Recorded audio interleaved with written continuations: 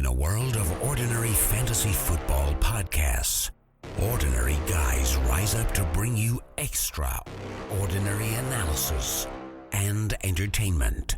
This is the Falafel House Fantasy Football Podcast with your hosts Kevin Cotillo, Sal Lito, and Stephen Marcus.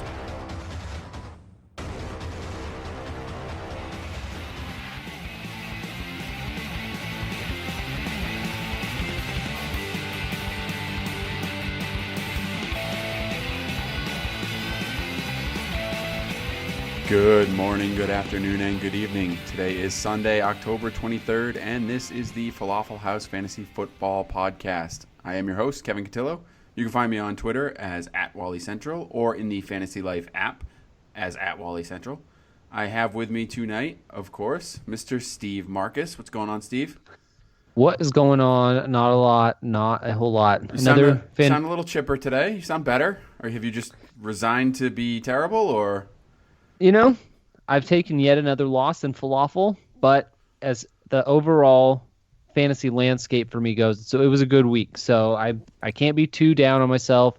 Rough week in falafel, but, you know, overall did pretty good. So I'm doing all right. All right. For those people who want to check Steve out, you can see him on Twitter as @SidSkeet and in the Fantasy Life app as @SidSkeet as well. And as I like to remind people, that's Sid Skeet with an A. Because yes. Sid Skeet with 2 E's is not appropriate for most people. We also, as usual, keep trying to get rid of him, but he keeps coming back. Sal Lito is with us. What's going on, Sal? I would recommend you don't get rid of me, or else you might as well cancel this podcast. Wow. That's aggressive. You think we just cancel? You don't think Steve and I can hold down the fort? It'd be pretty awesome the 4 or 5 people that would continue listening. Where does this we business come in? I've never once tried to get rid of Sal on this podcast.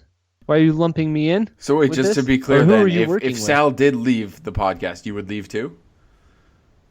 No, I couldn't do that. Yeah, I could not do that. Well, there you go. That's all I'm saying. I'm not actively trying to rid the podcast of Sal. All right, fair enough. I guess I don't want Sal to go anywhere either. So welcome, You Sal. can't get rid of me. What's going on, buddy?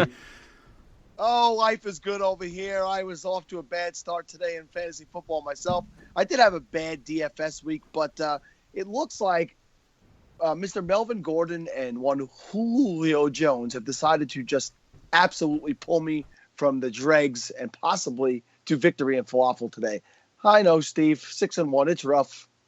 Wow, just way to rub it in. Sounds terrible. If any of you would like to hear about Sal's plight, you can check him out on Twitter as @LitoSal, and you can check him out in the Fantasy Life app as @Sal33.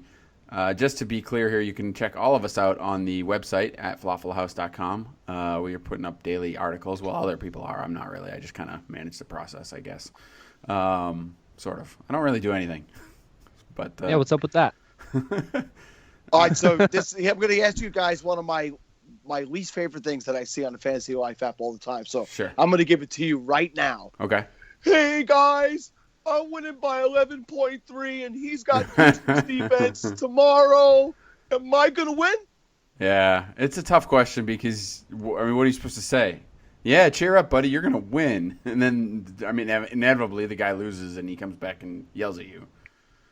I've decided to start giving people one-word answer. I just write no every time. And then if they don't respond at all, I know that they're either really annoyed, or if they do respond, I usually tell them, yeah, well, if I could answer that question for you, I'd be really rich. Right. Because that would mean I could see the future. I have no idea if you're going to get 55 points. I'm up by 55. I have this guy going. The other guy has these 6. What are my chances? So just to be clear, for those of you on the Fantasy Life app, do not ask Sal if you're going to win tomorrow. Oh, I'll tell you what. You're just not going to like the answer. It's much easier if you just assume you're going to lose all the time. I'll tell you what, I've been doing it a lot lately, and it makes everything a lot easier. It's nice to see you so beaten down like that, Steve. It's just fun for everybody. Oh, you guys are in for a treat on for the old video this week. I will say that your video this week legitimately depressed me. So just for those of you who don't know, our league of record, the Falafel League, Steve does he's the commissioner, so he does weekly videos for the league. He gives out awards each week, and I came away thinking I might need to call the authorities because Steve was going to do something bad to himself at the end of it. I was a little down last week, and I didn't win again. So things haven't gotten much better for that. But no, everything will be okay. A lot of time left. A lot of time left to make sure I don't come in last. So Hey, that's all. I lost That's all. on a stat correction, so I don't want to hear it. A stat correction.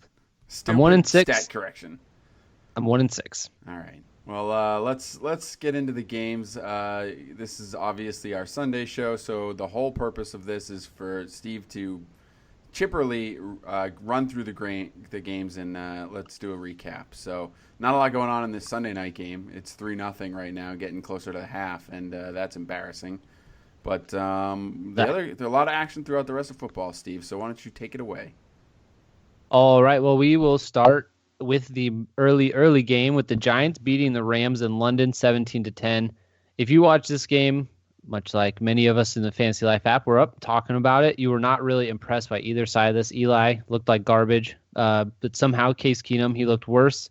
The Giants' defense was really the star of this game. It should give you an idea of what kind of game we got to watch today.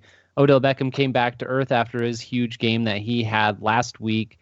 So, I mean, Sal, you were all over the Giants' defense this week. Were you surprised by what they were able to do against this kind of terrible Rams offense? Yeah, I thought a nice, maybe a 10 to 12 point day would be something to get in them. But if I'm not mistaken, in Falafel, Kevin, did you get 22 points out of the Giants defense today? Yes, sir, I did. Yeah, and in DraftKings, I got 21 points out of them.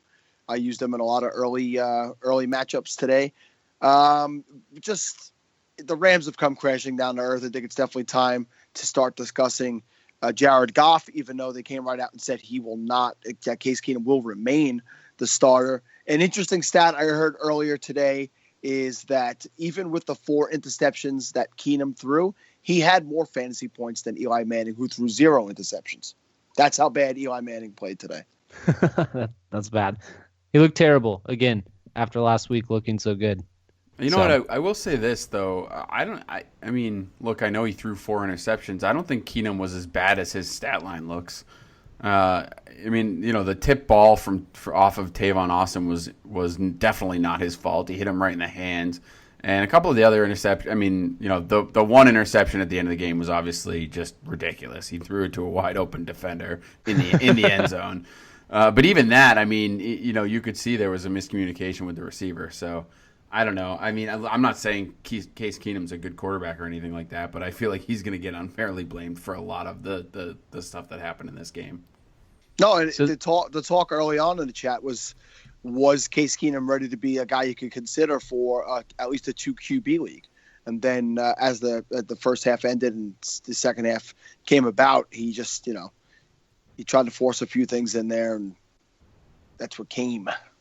Yeah, for me, I was going to say, for me, this game really still, I mean, it kind of solidifies everything we did think about the Rams, right? I mean, aside from the Case Keenum debate and whether or not you could use him in 2 quarterbacks or streaming against good matchups and things like that, Todd Gurley had another difficult day running the ball, 15 for 57. I mean, that's not what you want out of Gurley. I mean, and it's just clear that he's not getting the running lanes, and there's nothing, they're not doing anything with the passing game to really open that up for him. So I don't know if it's a struggle with Todd Gurley. I don't know if it's a struggle with the offensive line.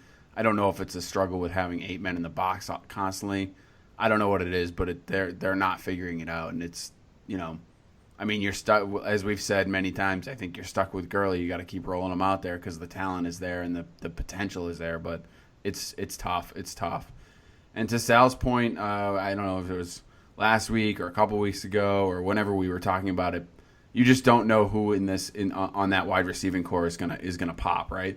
I mean, this week it was Quick with 92 yards on 4 catches. Austin had 10 catches for 57 yards, and he got the touchdown. And then you had Kenny Britt, who only had 3 catches and 43 yards. So you just really don't know who's going to get what. I did like to see Gurley getting the 6 catches in the passing game again. As I said before, That's the only thing that's saving him right now. Is particularly where more and more leagues are playing PPR. At least you're getting some looks in the passing game. So the Giants now have 2 wins in a row, but Sal, are you trusting them going forward with how bad their offenses continue to look? Yeah, I think it's time to really be concerned. It's 7 weeks in now, and aside from, especially for Eli Manning, because aside from 2 really big plays that were mostly Odell Beckham last week, he took short passes and took them long for touchdowns.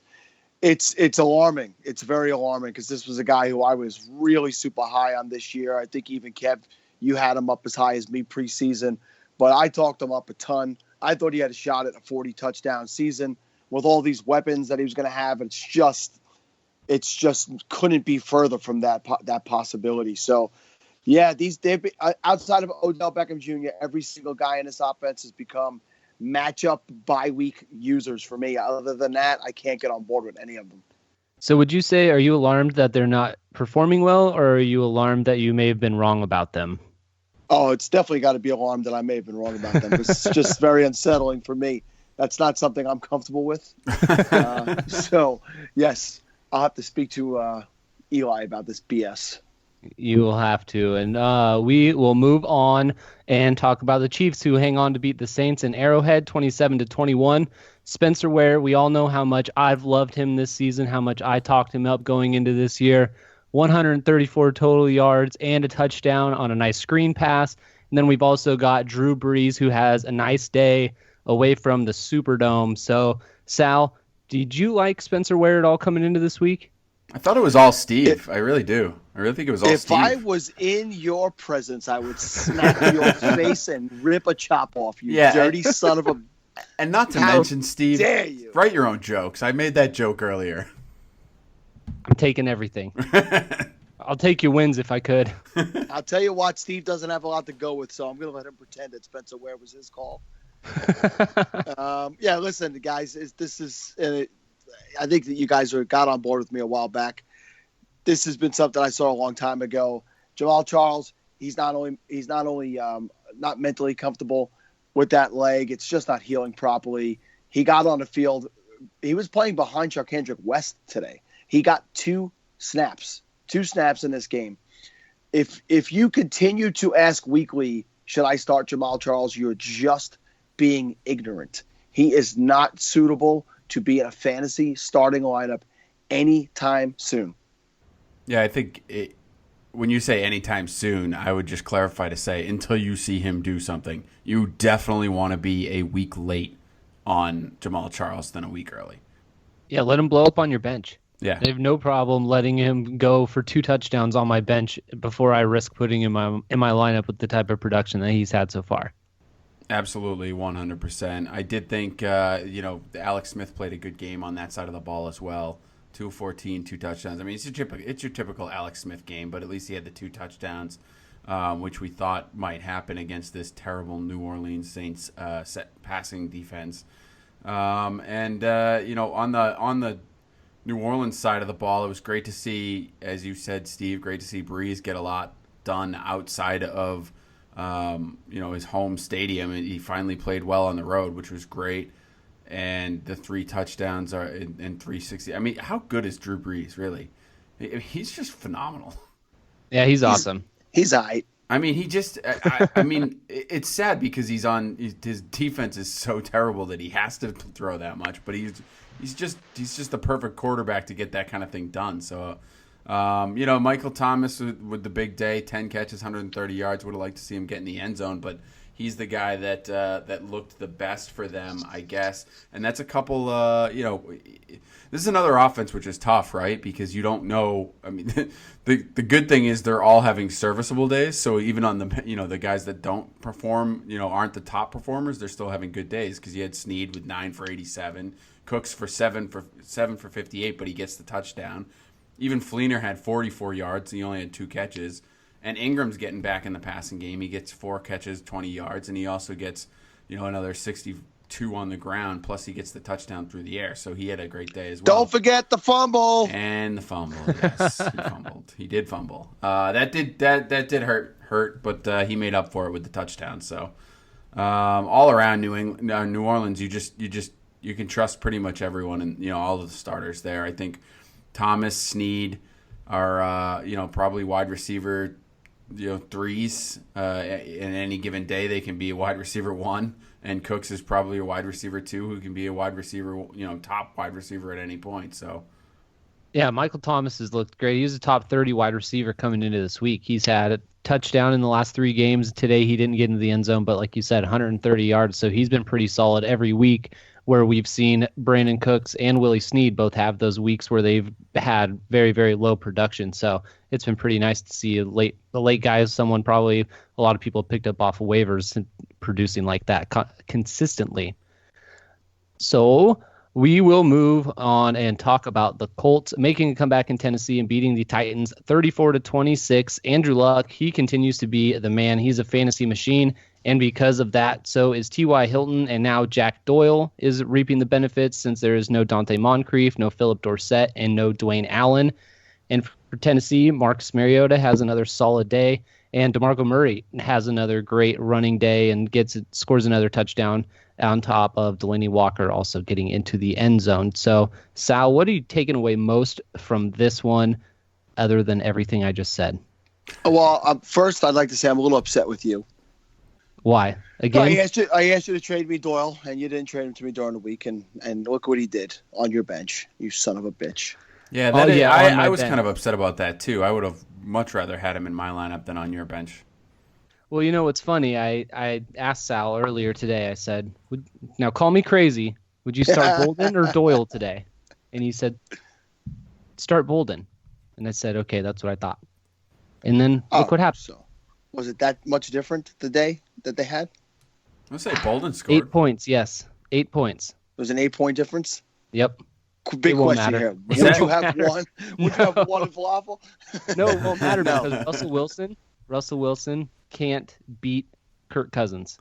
Russell Wilson is not Kirk Cousins. Wow. That's why we'll lose. And Kirk Cousins is bad. Russell Wilson ain't good right now. So my other takeaway from this game, is Frank Gore, he remains a continuous steady play, 61 yards on the ground, 22 yards in the air, but also added the touchdown. He's an RB2 every week. He's somebody you just put in this. He was a guy who a lot of questions last minute with McCoy. I got, Gore and McCoy. I got a handful of those, and I went Gore, even though McCoy was tempting because he was active. I told a lot of people to go Gore, and none of them will come back and thank me. But I know somewhere they're sitting right now, smoking a little cigar, and thinking of me. I feel good about that. And this guy Swoop, the other tight end, he had 2 catches for 51 yards. He's a guy who might become somewhat relevant because Dwayne Allen and Jack Doyle were both seeing some attention when Allen was healthy. Delaney Walker got into the positive column again today for Steve and I. He 7 for 84 and a touchdown, and he was the reason that Jack Doyle was on Steve's bench. And I want to say, if I almost said basement instead of bench, and I can't understand why basement is on my mind tonight. Yeah, I don't know why. Why you record from the basement, right? I do record from my mother's basement, I believe. Really? In my mother's house, not the house that I own with a wife and 3 children. Oh. But for some reason, Maggie is under the impression that I'm an old man living in my mother's basement and recording a podcast. Well, hello, Maggie. I'm glad you are a listener. And no, I do not live in my mother's basement. I'm a 42-year-old man with a very beautiful wife and 3 somewhat normal children. But they are teenagers, so they're not completely normal. But right. I digress. Kevin, what did you take away from this game? I thought it was nice to see Walker get the 7 for 84 and a touchdown as well. I thought that 7 out of 8 targets too. A lot of people were in the chat this morning asking about Walker and specifically saying they didn't trust him anymore. And I mean, look, he's a guy. He's a big part of their offense. He's a security blanket for Mariota, and I think he's a guy that you can trust. Pretty much the only one in the receiving core that you can trust on this offense. So I think you're gonna roll him out there against. He's gonna be top 5 most weeks, except for really bad matchups. So it was good to see him come through on that. Not really much else to talk about, I think, in this game for me because. I mean, Andrew Luck's very good.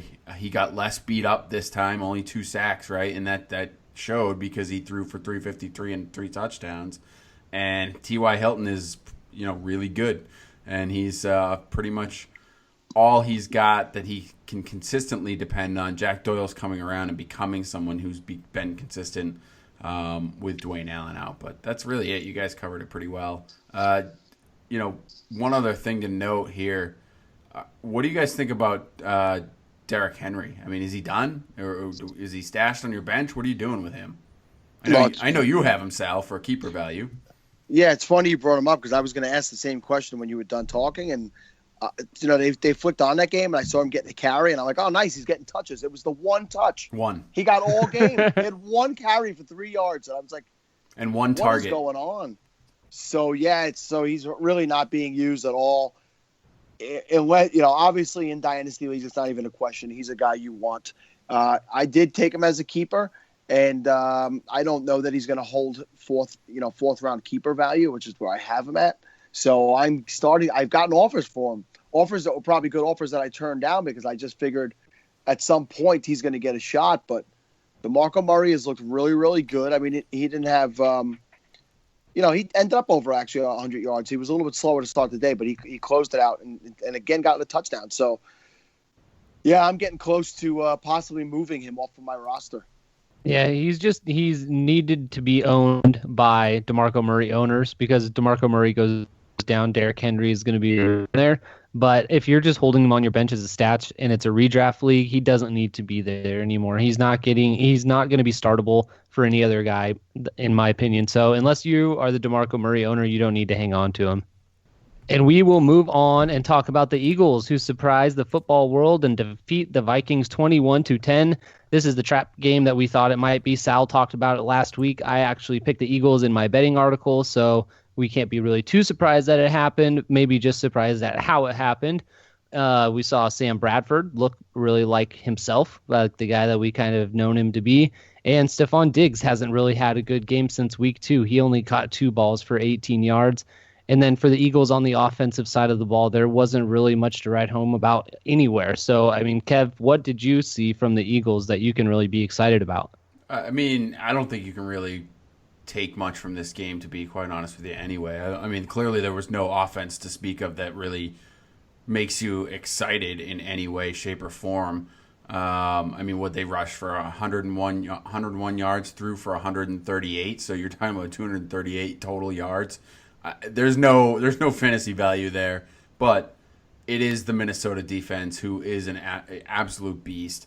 I know they gave up some points in this one. Carson Wentz did have the touchdown, but Philly had another special teams touchdown. So if you do have a league that gets you special teams points, Sproles or Huff maybe are decent, big league plays, I guess, where you might have limited options. But that's about it when you're talking about games like this. But I do think Philadelphia's offense is better than this, and I do think that they have some games coming up that you'll be able to see some more value from guys like Ryan Matthews and Darren Sproles. Ryan Matthews got the bulk of the carries, so if you're looking for something as a sign of the future, at least he got 14 carries, 56 yards. Not great, but again, the lion's share of the carries, and even got involved in the passing game a little bit with the one catch. So that's about it for Philadelphia. I think the bigger takeaway from defenses was how well Philadelphia's defense played in this game, because after starting out hot and then going on a bye week, they came back and they did not look as good as they did before the bye week, and they came out and maybe they knew how Sam Bradford played. I mean, I don't know. I guess it's not a mystery. Sam Bradford isn't a spectacular NFL quarterback. Whoa. Did I break ground? What happened? Yeah, seriously, he's not spectacular. Well, sit down, Kevin. I got to tell you something. Number 1 overall pick, He's a big name. He's a big name. Yeah, he's been on 3 teams. He's definitely a big name.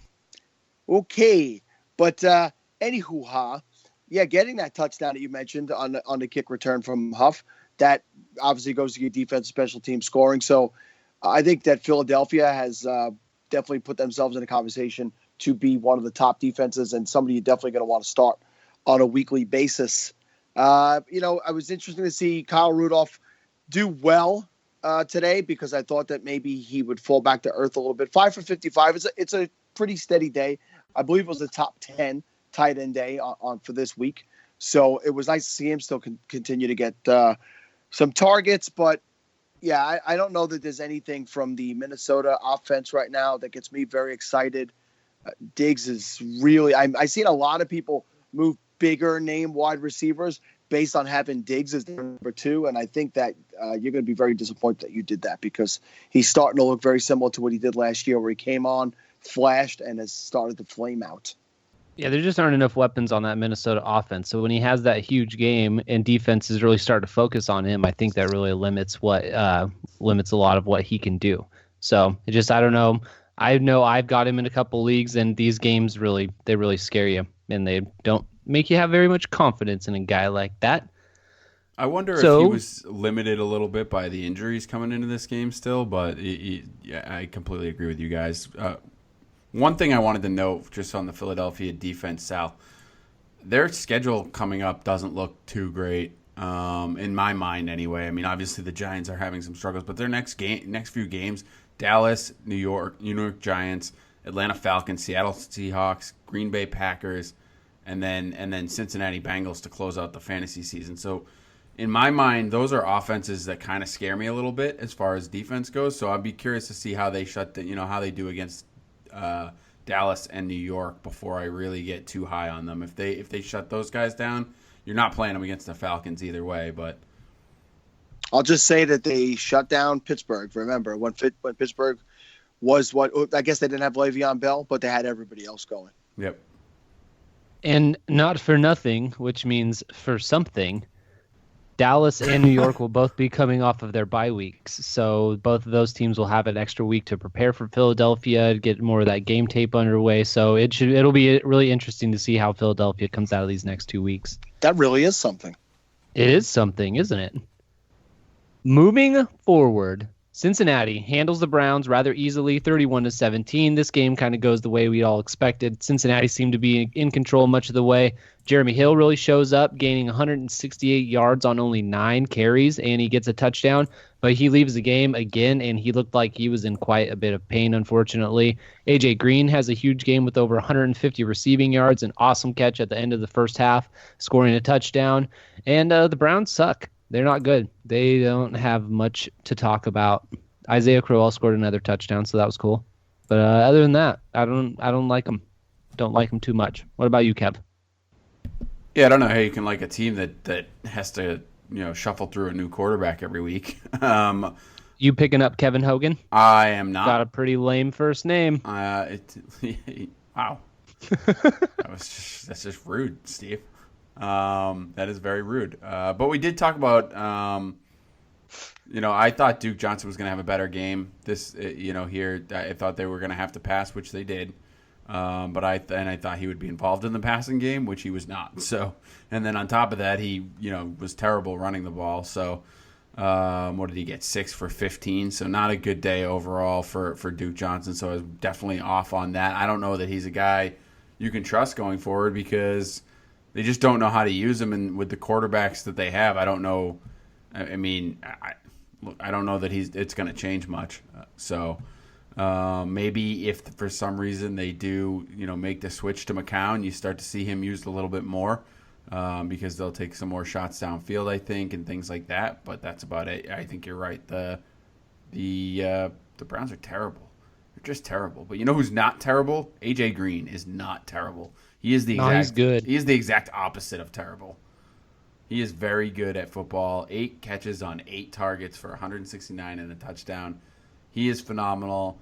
I love seeing what he does. I mean, that one-handed catch was just amazing. Just amazing. He bobbled it with like 4 guys on his back. It was awesome. Yeah, it was just unbelievable. Dalton goes for 308 and 2 touchdowns, which in my mind is kind of what I expected him to do, somewhere in that range today. So that was good to see because I know a lot of people started him over other normal guys that they may have would start just because of the matchup, and that worked out well. Sad to see Jeremy Hill go out. after such a big day. He had a couple of really, really great runs. So, hopefully, I haven't seen the news. Hopefully, we'll hear what's going on with him, but doesn't look good. I just looked, and there's really no update at all. I mean, what happened. To me, it looked like a forearm or something. It looked like he was closer to the wrist of the actual hand from what I saw. It looked like that's where he was grabbing. But that's funny. I was going to say shoulder or collarbone. So we pretty much got the whole entire arm. So it might be the arm? One of us are going to be right here. Do we want to make a somewhere wager? from the fingertip to the shoulder blade. Yeah. Yes. Yeah. Brandon, no wagers. Left arm. Brandon LaFell, by the way, continues to be relevant, and he's a guy that you may want to start looking at if he's still available in your team, your league, because he's just scoring touchdowns and 83 yards and a score in this one. So I don't know. I guess he's back. I think it was pretty interesting to see that the Browns were kind of going with the two QBs today. They were switching the guys in and out until Kessler got hurt. And this kid Hogan was damn impressive running the ball. He ran for over 100 yards and a touchdown. Yeah, he passed for that touchdown run was like Steve Young-esque. Very very impressive. It reminded me of a specific Steve Young run. But I believe they said there's a chance McNown will be healthy next week. McCown. Yeah, McCown will be healthy next week, and I don't think there's even a question that he goes right back into the starting lineup, which I think will be good for Barnage. Barnage did look okay, 6 for 66. I don't know if you saw the shuffle pass from Kessler, from Kessler, which I believe is the play he got injured on. Pretty damn impressive. It was about a 12-yard shuffle pass. Yeah, and one-handed catch by Barnage. So that was a very nice, very impressive play. Terrell Pryor, probably more so because of the injuries than anything else, was very ordinary today, 2 for 18. So that's something to monitor going forward, because I know a lot of people started to look at him as their surefire wide receiver 2 on a weekly basis.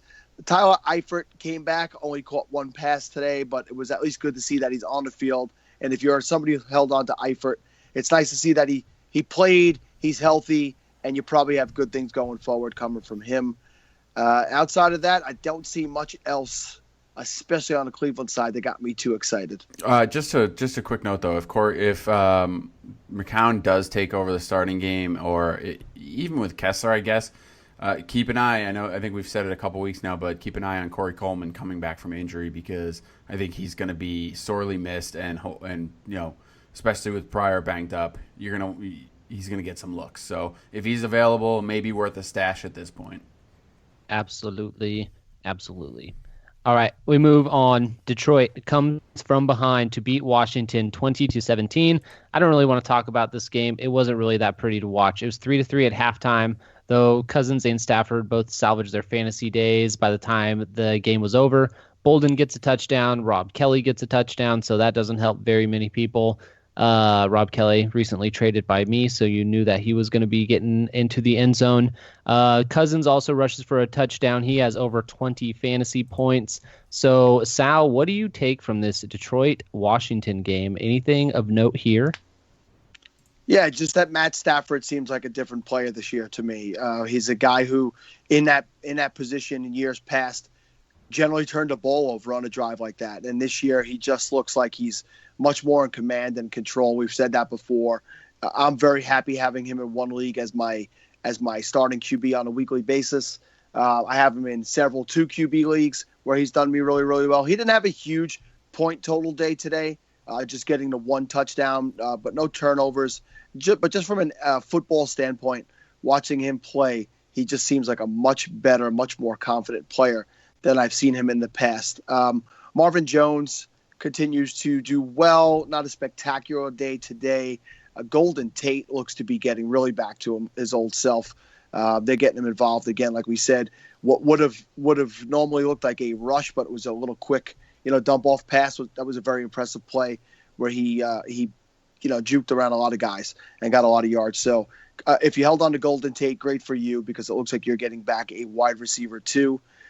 Bolden, steady for you, Steve. He got the touchdown. He did not have the yardage that Jack Doyle had, but Bolden, I mean, he's getting a touchdown a week. So if this is a guy that you have at the end of your bench and you need somebody for a flex, he's somebody who, you got to be getting very comfortable with. And I'll let Kevin talk about Washington, but I'll just point out that we had a lot of questions about Vernon Davis this morning, and I did recommend playing him as a tight end one today. And there was one big reception that came back that would have made this a phenomenal day for him. He did end up with 6 for 79, but that would have put him over 100, considering where he is at in his career. I thought that was an impressive day. Yeah, I agree with you on that. I played him, picked him up in the Scott Fish Bowl and played him. So I'm with you on that. And that I saw that big play, and I was kind of pissed about it because that would have made his day a lot nicer. 6 catches on 6 targets too. I will say the one thing about just going back to Detroit real quick and Golden Tate, he does look like he's getting back to his old self. He had 12 targets, but he did only have 6 catches, which was a little interesting to me. He's usually a higher catch rate than that, so just something that hopefully you'll start to see come around. On the Washington side of the ball, Matt Jones cannot hold on to the football. He just cannot hold on to the football. I don't know what the problem is, but if I were that coaching staff, I would have a real hard time playing him, and I think that's why you started to see Chris Thompson come in and take over, because you can't trust Matt Jones. He's going to fumble the football, and you don't know when, you don't know where, but it's going to happen. So, it happened in a bad spot. A very when bad he did spot. it today. A very bad spot. Yeah, and that does happen too. Like, I mean, it seems like that's the time when he does fumble too. But Chris Thompson, a nice little player and not a bad day. I mean, you would have liked to have seen him get in the end zone, but 12 rushes for 73 yards, checked in on the passing game with another 7 catches for 40 yards. I mean, overall, a good day for him. He's a guy that if he is going to get more carries, you got to start looking at him as a flex, particularly in PPR leagues, because he's involved in the passing game so much. With the receivers on Washington, we've talked about it before. Another team you just don't know who's gonna look good on any given day. Today it was Crowder with the 7 for 108.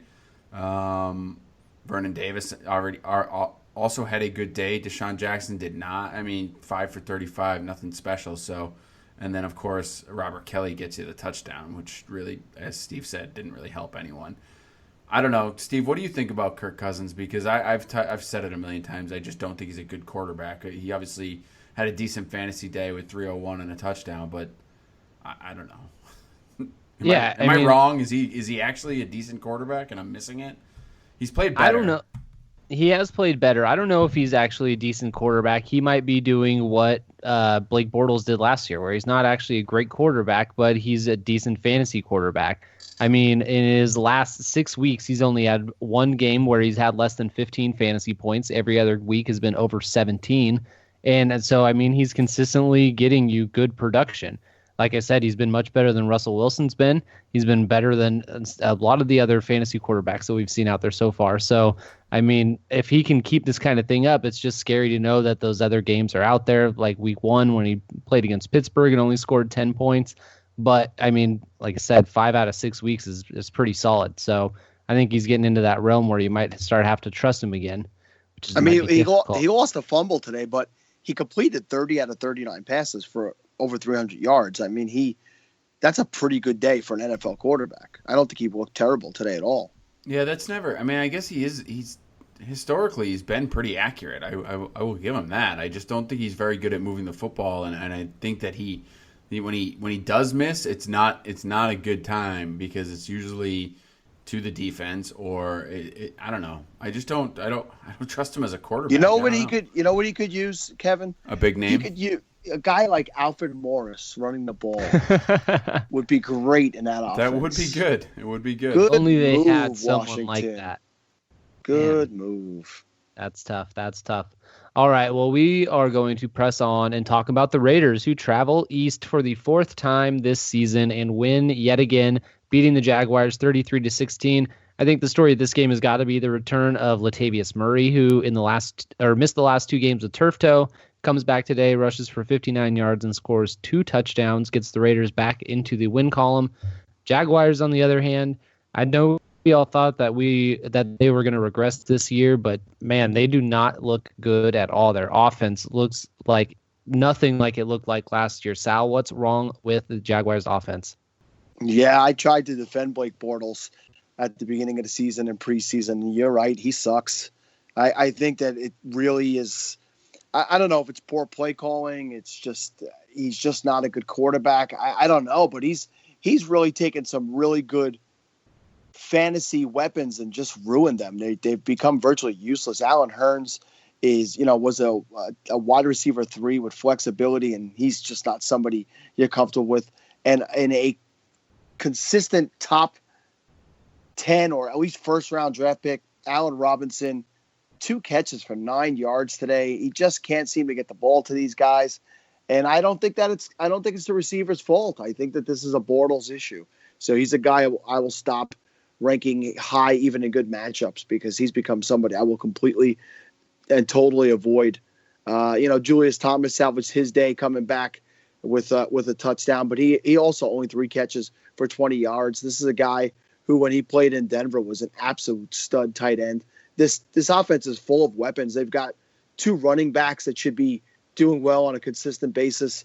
And right now, it's just a fantasy wasteland. It's something you don't want to touch. It's something you got to look for matchups. And even then, this was the ideal matchup. Oakland Raiders are terrible at defending the pass at all aspects, and no one had a good day. Yeah, no one did have a good day. It's embarrassing for these guys because there's like you said, Sal, there's talent in that wide receiving core. I would love to have a guy like Allen Robinson on the Patriots. It would just be phenomenal, and he's being so wasted in that offense. And you want to talk about a guy, we talk about Cousins and how accurate he is with going 30 for 39, I think you said. I mean, you look at Bortles and he's 23 of 43. Allen Robinson gets targeted 8 times, but can only make 2 catches. And you know why? It's not because Allen Robinson can't catch. It's because those throws are terrible. Yeah, really bad. He's just absolutely awful. I think, and I think unfortunately for those of you who invested in Jacksonville players, even the running backs, Steve, Chris Ivory, if you may have made a trade for him somewhat recently or something like that, I think you're going to see this is going to be a problem all year. And I don't know that you're going to get the value that you thought you were. Steve. Hey, I got exactly the value I thought I was getting. 5 for 48. That's what you were looking for? He outscored any of the other running backs on my team. So all right. That's a nice yards per carry. He had solid yards per carry there. It is exactly. He only got 5 rushes in the game. And you'd think with how awful with how awful Blake Bortles is, it's not going to help the rushing, the rushing game because the defense is just going to be able to send everybody and be like, okay, beat us with your arm because you're terrible and you're inaccurate. Right. And it's just they don't worry about it. They don't have to worry about it. And their defense is playing well enough where I know they're down in this game, but they haven't been as down. And so there has not been as much garbage time for them to have to come back in this year, which was exactly what we thought was going to happen at the beginning of the season. Yep. Completely agreed. I would like to say that I feel like when you said Latavius Murray was the guy who carried the Raiders today, you slighted my old man Janikowski. Yes. Yes, he served me well in the 32-man team today, scoring me a nice, I believe, 12 points. He seems to never age and never gets in shape. But other than that, this Oakland offense was very disappointing today. As a Raider fan, I'm happy to get the win and be 5-2, which is something I don't even remember how that felt. But the offense sputtered today outside of Michael Crabtree and Latavius Murray. Amari Cooper was completely held in check.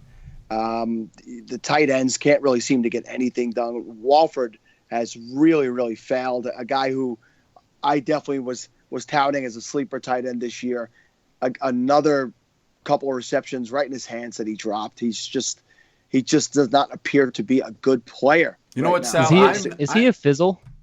Sizzles and fizzles with Steve.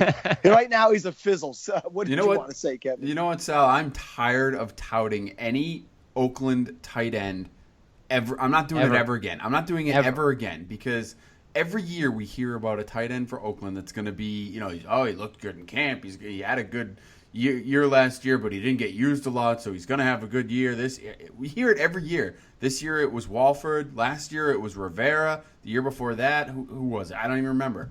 Every year there's one, and every year they suck. They don't use the tight end. Well, I'm going to stand up for Todd Christensen. He was badass back in the day. And what year was that, Sal? It was like sometime in the 80s. Were you still in your mom's basement? Awesome. We didn't have a basement in that house at the time, but I lived upstairs in my bedroom. All right, enough about Sal's bedroom. We are going to talk about the Dolphins starting a winning streak. Where the magic happens. Buffalo, beating the Bills 28-25. Jay Ajayi, I hope you held on to this guy over the offseason, because if you didn't, oh man, that is rough. He rushes for over 200 yards and he gets another touchdown this week. He is the best thing going for the Dolphins these days, and he looks absolutely phenomenal. Kev, did Arian Foster do anything in this game? No, sure didn't. He had 3 carries for 5 yards and solid. 1 catch on 3 targets.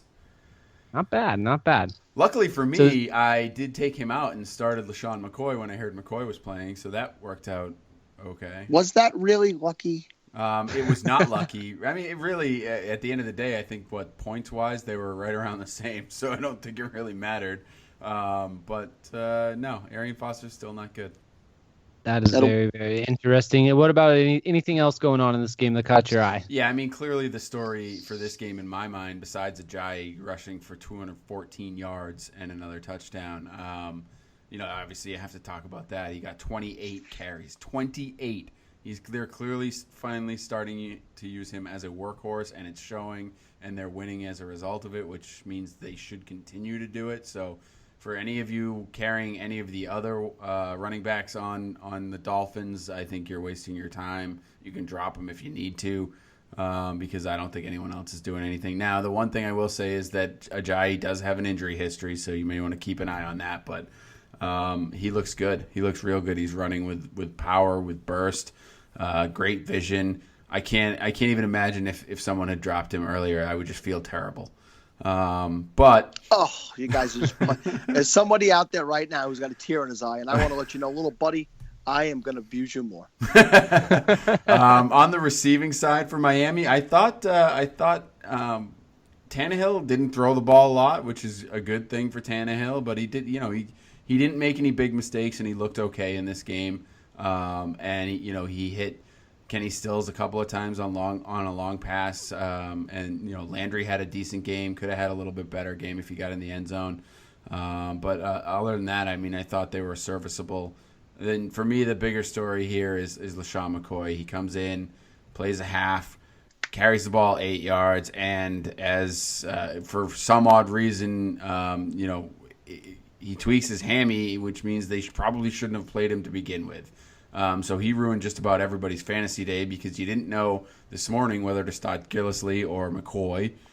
Some people were starting both, and neither of them did anything, because between the two of them, they had 13 carries and 31 yards. So hopefully, still haven't found out what happened with McCoy. If it was just a minor tweak, and they thought, all right, we got to shut him down just to prevent further injury, or if something actually happened and it got worse. So we'll have to wait and see on that one. But the running game and the Bills' offense overall didn't really look very good to begin with, and it really wasn't very productive day for them. I thought Tyrod Taylor running the ball looked better. He had 35 yards and a touchdown, which is, again, this is what he does: 221 yards through the air and a touchdown, and then another touchdown on the ground. So if you started him, you probably got good points, but that's about it. I mean, you can't trust the receivers on there because you have no idea who's going to do what. Yeah, the bye week could not come at a better time for LaShawn McCoy and the Bills. Sal, do you have anything else before we move on? Yes. Just to be clear, the bye week is week 9 for them. Yep. Good to know. Yes, Reggie Bush got a touchdown today. So if you started Gillislee and McCoy, Reggie Bush got the rushing touchdown, and his head almost ripped off on the play. I had a feeling that the Dolphins would win this game. I think Steve and I both took them in the pick'em that we do, the falafel pick'em. Yep. Dolphins look like they're righting their ship the last few weeks. They've had a couple of, nice wins against the Steelers, and now against the Bills, the surging Bills at the time. I think that, to your point, Kevin, I think this is a real blight on Rex Ryan, that he forced this guy to play the game, which is what was really coming out. Because there was a report that he was going to miss the game and most likely miss a couple of weeks. And then we hear he's being pushed to play by the coaching staff. I mean, Rex has a history of that, right? I mean, Sanchez, right? Isn't that what happened with Sanchez? Left him in for. Well, that was a preseason game. You're talking about the preseason game where Sanchez practically got murdered. With shoulder injury or whatever? Yeah, that was, I mean, listen, if you want to get into that he should have been suspended by the organization for what he did. He put him in a third quarter of a meaningless preseason game with guys who were not going to play in the NFL blocking for him and really left him out there to get injured. He was just absolutely blindsided, and it absolutely cost him the season and probably his job in New York. That was really bad. So, he doesn't have a real concern for his players' health. Obviously, he comes across as a player's coach. But if you're not going to be concerned for your players and their health, and what good are you? And what good are you to your organization? This guy was pushed to play. He was forced to travel with the team. And he goes out and he's not doing much, and then he tweaks it again. And now maybe he does miss next week as a result of it, where, you could have rested him this week, and then he could have been out there next week. So it's not something I'm happy with as a McCoy owner in two places. I was able to take him out in one spot and put Tevin Coleman in for him, who in turn ended up going out with his own hamstring injury.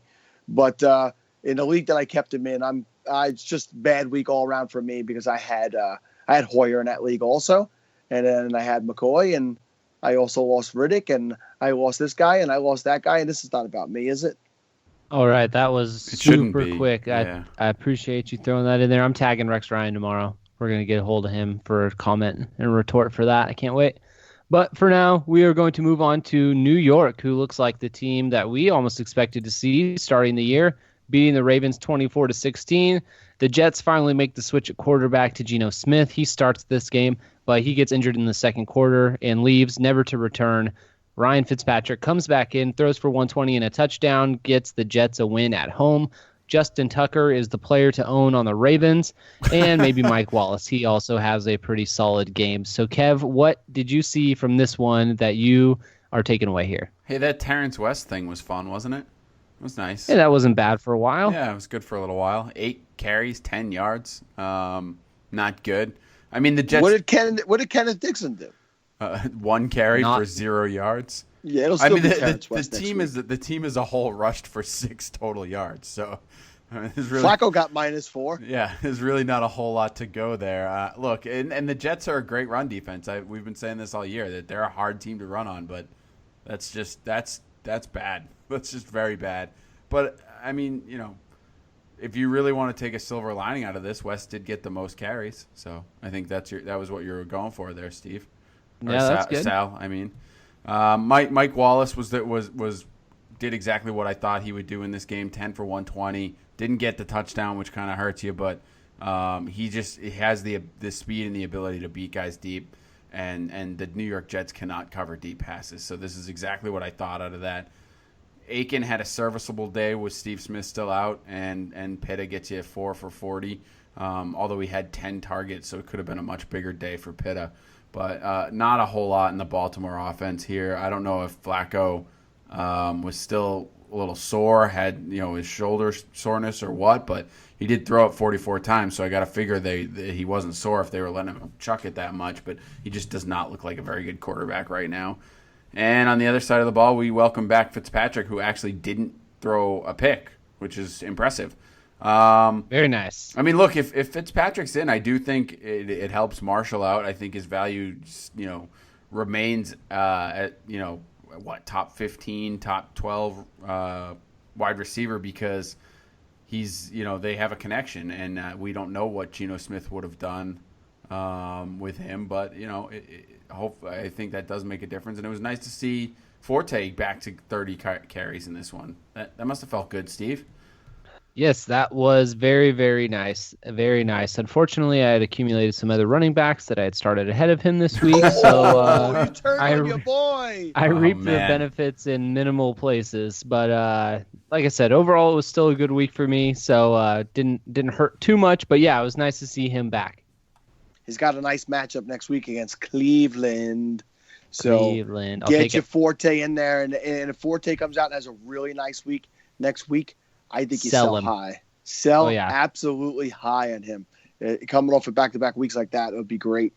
Geno Smith, I made a comment last week about Hoyer when he got injured, and some guys are just not meant for success in the NFL because no matter when they get an opportunity, something always happens. Yeah, like they get punched in the face.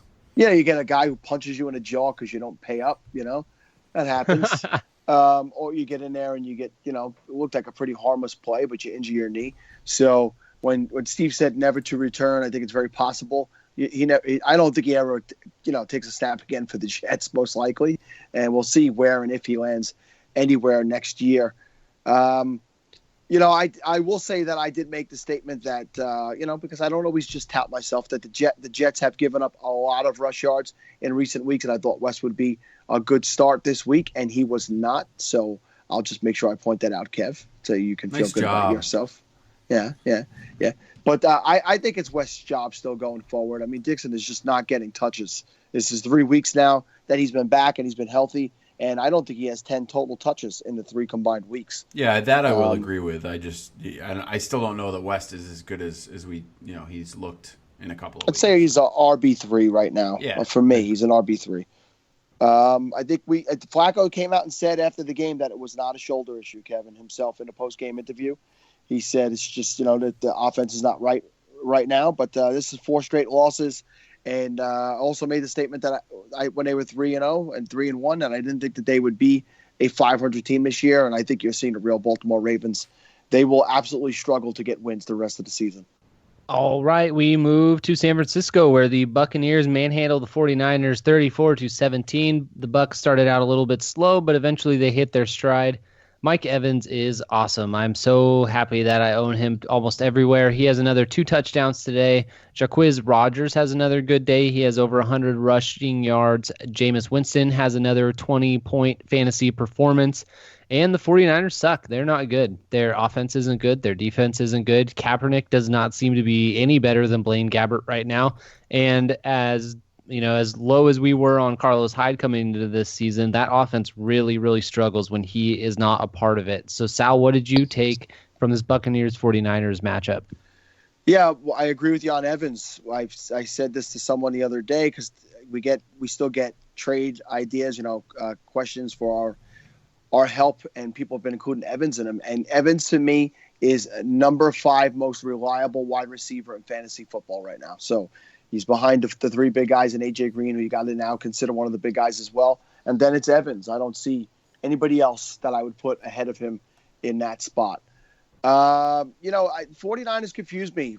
First drive, Davis looks good. He gets a touchdown, and then they barely use him the rest of the game. They mixed in a lot of the running backs. Kaepernick pulled the ball down and ran a lot. He looks good running the ball. He does not look that great passing the ball. I don't know what you can expect really confidently out of this San Francisco team going forward. There's no one. There's not a wide receiver. There's not a tight end. And right now with Hyde out, there's not a running back I'm remotely interested in getting in my lineup on a weekly basis. Jameis Winston, he was struggling early, threw an interception, and ended up having a nice serviceable day, 269 and 3 touchdowns. And, if you started him based on the matchup, you got some nice fantasy points out of him. Jacquizz Rodgers, like you said, he's looked great. He had over 100 yards in his first 10 or 11 carries. And then even Peyton Barber got in on it. This is a young guy that they have 12 for 84 and a touchdown, a big touchdown run. So right now the Bucs are looking pretty steady, and they got some extra weapons out. Who's the kid Shepard? Where did he come from? Right, this kid. You're hearing that Cecil Shorts was back and Adam Humphries, and then this kid Shepard comes in. It looks really impressive. He's a guy that might be on the radar, on the waiver wire radar this week. What do you think, Kev? Yeah, I think he did look pretty good. 5 catches on 6 targets.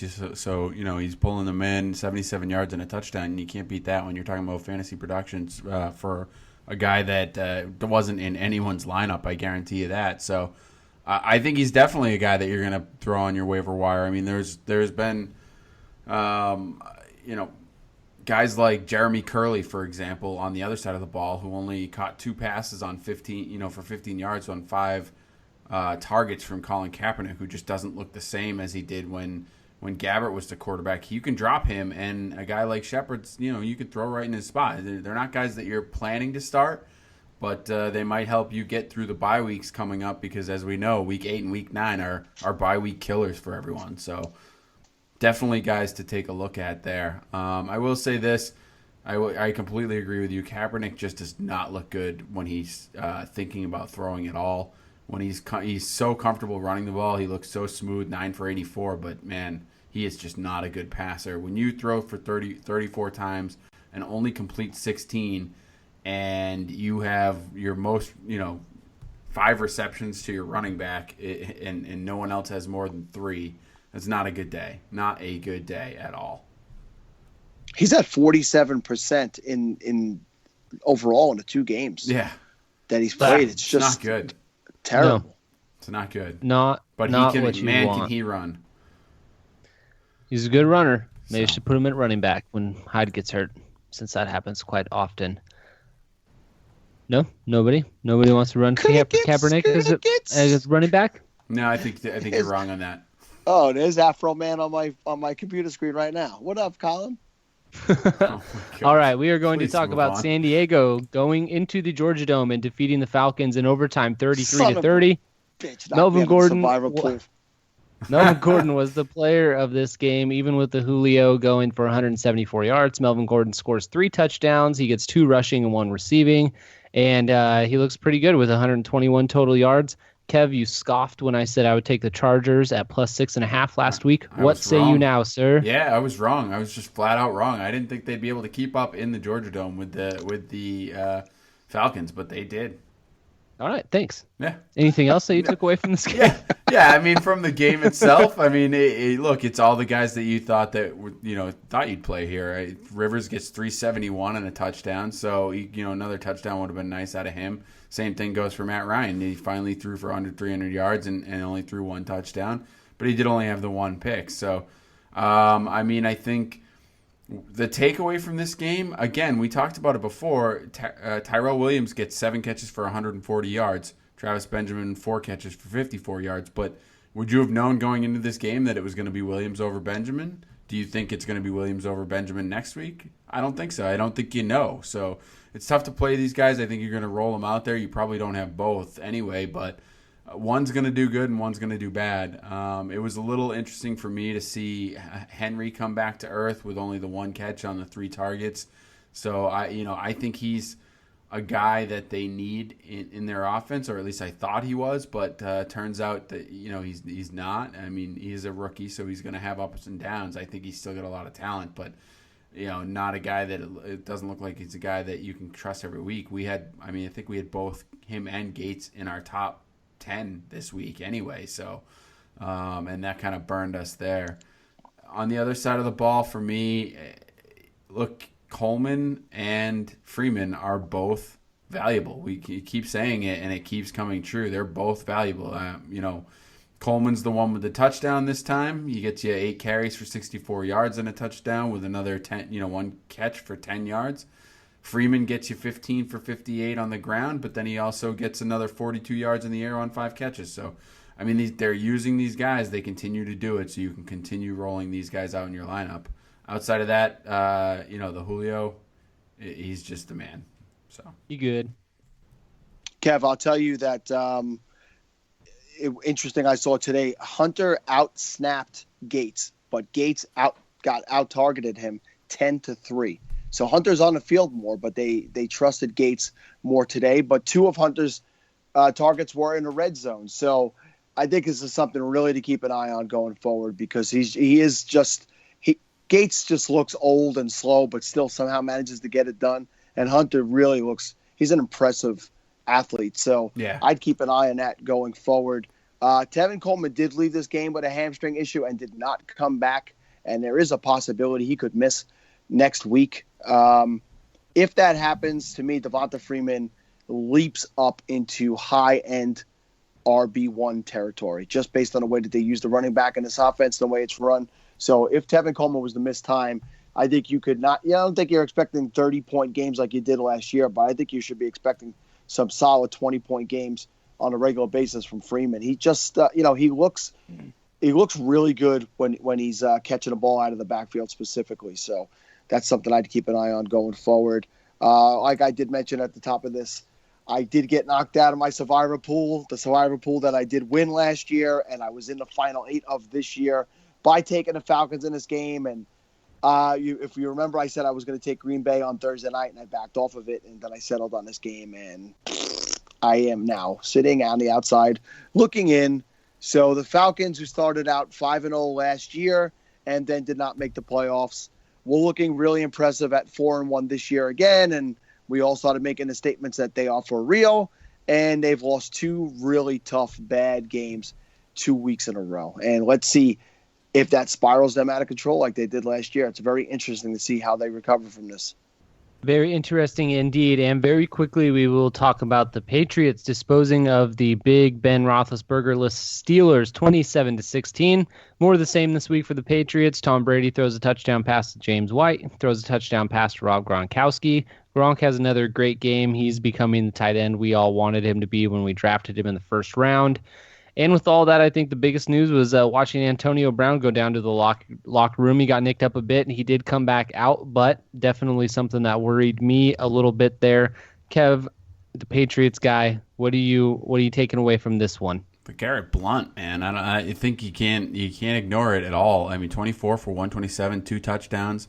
He's still very relevant. I was the first one to say that when Brady comes back, you're going to see a diminished role for him, and they're not really diminishing his role very much. He's still getting the carries. So I don't, a lot of that's been game flow and them trying to grind the clock out like they did in the, towards the end of the first half here. But for overall, he's still plugging away, and man, he's the production you can't argue with. And even when he isn't getting the volume of carries, he's still getting the red zone looks. So when they get down inside the 10, inside the 5, he's getting the handoff. So that's been good. I think he's a guy you definitely want to hang on to.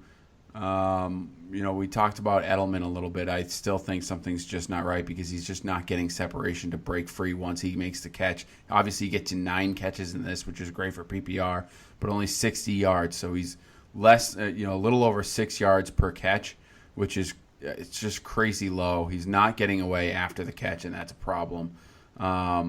And then, like you said, obviously the Antonio Brown thing, you got to monitor him. And Le'Veon Bell is just playing good. Good to see those guys. We kind of figured that they would be the guys that would still be relevant. I think you're going to have lots of struggles with everyone else in this game with Landry Jones at quarterback. And Sammy Coates left this game and did come back. Also, he's a guy that if Antonio Brown does miss any time, he should be the benefactor of it. But he injured his finger and then had to get it taped and came back and just didn't look very good catching the ball. So I can't. I've said this before that these guys are going to break your heart on a weekly basis. But I thought it would be Eli Rogers and Sammy Coates. But now it's Corey Hamilton, Darius Haywood-Bay, Xavier Grimble. I mean, there's somebody with D. Johnson. I mean, how many friggin' receivers? They all look the same. They're all like 6'6" with dreads hanging out of the back of it. They all look like somebody that would beat the hell out of me. I don't know. They're all catching balls, and none of them are scoring points for my team. So Antonio Brown is the only guy that is a wide receiver that is starting on your roster every week. Definitely you have to monitor the injury and what he left with, but he did not look any worse for wear. With Landry Jones in there at quarterback, he had a carry for 13 yards and 7 for 106. So I think you could be comfortable that he'll remain an elite level wide receiver. I would probably say that right now, if you wanted me to rank them, I would put Julio Jones as the number 1 wide receiver in fantasy, but Antonio Brown is still there at number 2. Martellus Bennett became an afterthought in this game today. I don't know if that was based on the injury that was nagging him again coming to this game. It's 2 in a row. Yeah, so it's he's blocking more. He's blocking a lot more again. I mean, with Gronk on the field, they just don't need him to run the routes. It'll probably be something, Kevin, where when you finally give up on him, he'll have that 2-touchdown game. Yep. Because that's what Belichick does. He does it and he's not doing it to mess with fantasy players. He's doing it to mess with NFL teams. He's going to lull people into believing that Bennett is not an effective part of the offense, and then he's going to have a game where he goes to Bennett, and Gronk is not somebody that gets used. Bill Belichick is a smart NFL coach, the smartest NFL coach that currently is in the league, and he does stuff like that. He'll set things up a week to 2 weeks in advance. So I truly believe that. Brady, good day, not a great day, but, New England keeps rolling. I think that on the road in a tough matchup, even though they didn't have Roethlisberger, it was very evident that he was very wanted to keep it balanced, and that's why Blunt saw a lot of touches. He had his best day, even with Brady back in there. So, yeah, Blunt is somebody I was giving up on as well, but I'm not so sure I would do it. Yep. All right, that's it. We did it. We made it. Congratulations. This game has not gotten any better. Looks like we made it. I had to get one in. Yeah, it is pretty impressive that as we've gone through this entire game, it's not any better. Yeah, the Sunday night game has just been bad. Still 3-0 in the Sunday night bad. game. All right, so that's about it for us. We've gone through all the games. We cannot do any more. So, Steve, why don't you give us a final thought? All right, I just want to thank everybody that helped vote and make Falafel House the show of the week from the Potter Family Network of Podcasts. Shout out to the Tipsy Cinema Review, the New Era Pod, and the Eagle Screech, or at Eagle Screech on Twitter, the Audio Oblivious Productions. Excuse me. Very, very, very hard fought battle, but we are victorious and have won this one. So thank you to everyone that voted. You know where to find us online. Just search for Falafel House and go check out falafelhouse.com for all our daily fantasy goodness. Sal. Yeah, I don't have a whole lot to talk about other than my weekend started off with a great high school football game. You guys have all heard me talk about it, so I'll bring it up again. If you go to my Twitter account and look up the play, it was the most impressive play I saw on any level, live in person. My local high school, they won on a 2-point conversion in overtime. They went for the 2-pointer to win. I'll say the kid's name, Austin Perry. You'll never listen to this, but great job to this kid, and very, very impressive. You should see the play. Go to my Twitter account. Kevin.